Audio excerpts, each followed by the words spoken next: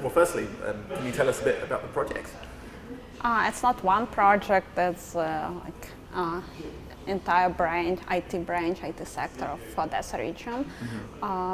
Currently we decided to focus on three main areas of points.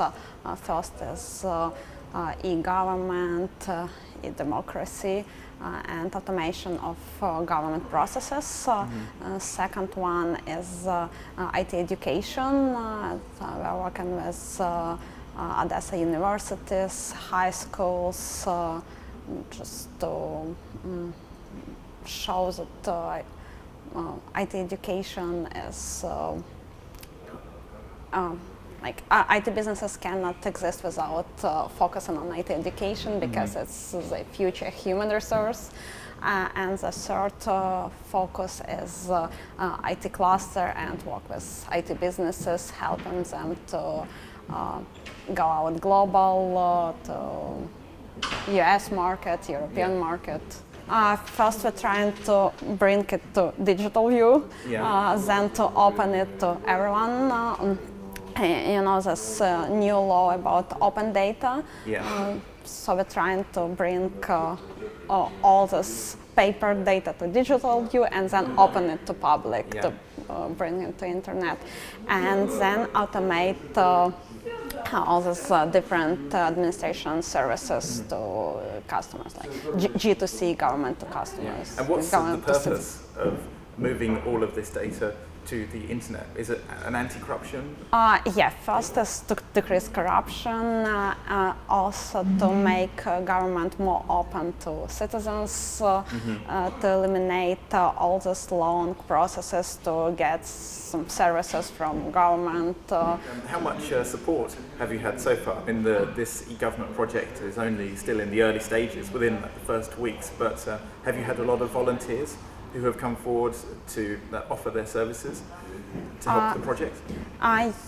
In the first 2 weeks we got about 60 resumes from people who are willing to volunteer to help us.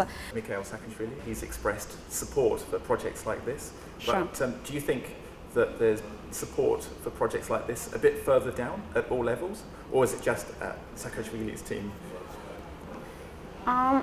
I'm not sure yet, because we didn't work too much with other government institutions. But the people that you've spoken to in Odessa during your meetings? They're very open, they just... they're willing to help us. A lot of e-government movements have been done in Lviv, Dnipropetrovsk, Kharkiv, and we're in touch with all those people trying to get they code to implement here, and we're also open to share our experience and knowledge to them.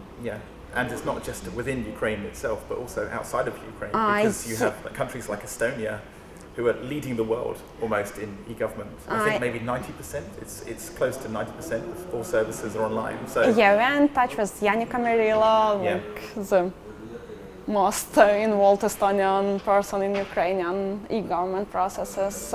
We also speak with US specialists in e-government. We're trying to get in touch with people from European countries and asking them to share their experience.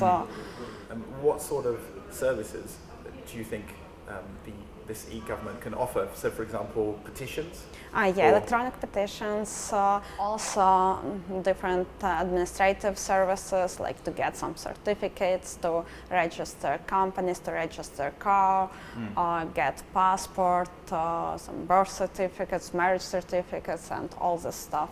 So it sounds like a massive project. Do you have a timeline for this? Is it going to take a year or 2 years, or do you not know at the moment? We don't plan so far. Currently we're working on agile methodology. We do our 1 week sprints. So we plan tasks for 1 week, and then we do sprint retrospective, and then we plan for the next week.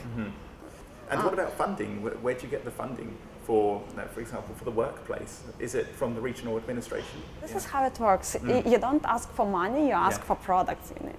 And then people are more willing to give you Sure. the products than the actual money. Yeah, also if you need some hardware, laptops or web cameras or anything, you don't ask for money, you go to vendors and ask them for these products. Yeah.